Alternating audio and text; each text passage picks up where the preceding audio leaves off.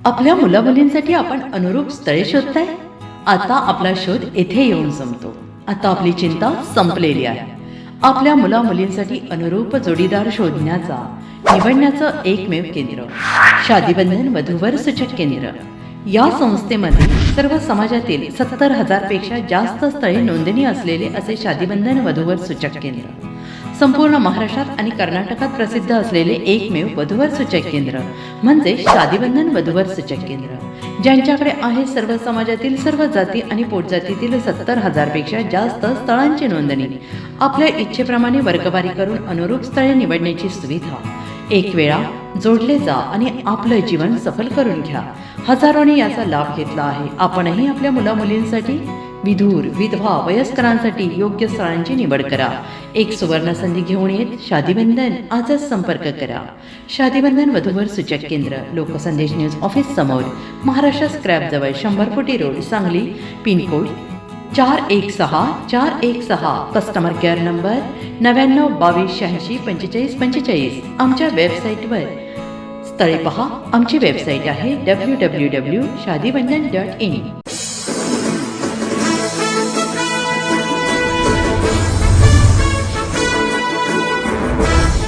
नमस्कार, मी मनीषा जयप्रकाश. आपण पाहत आहात लोकसंदेश न्यूज. पाहूया आजच्या सविस्तर घडामोडी. वाई तालुक्यात ESI सेवांचा बोजवारा, औषधांचा तुटवडा, हेलपाट्याने कामगार हैराण, तक्रारी असूनही अधिकाऱ्यांचे दुर्लक्ष.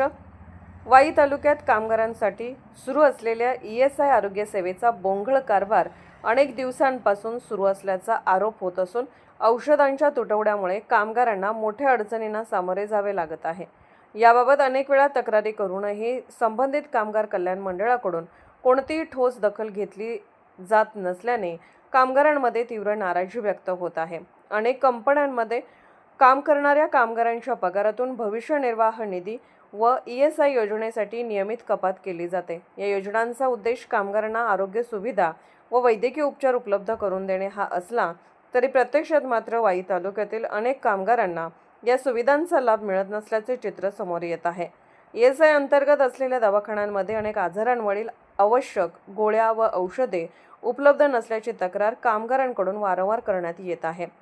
अनेक कामगारांनी वारंवार हेलपाटे मारूनही त्यांना आवश्यक औषधे मिळत नसल्याचे सांगितले जात आहे. काही ठिकाणी तर रुग्णांना ही औषधे येथे उपलब्ध नाहीत असे सांगून परत पाठवले जात असल्याचेही कामगारांचे म्हणणे आहे.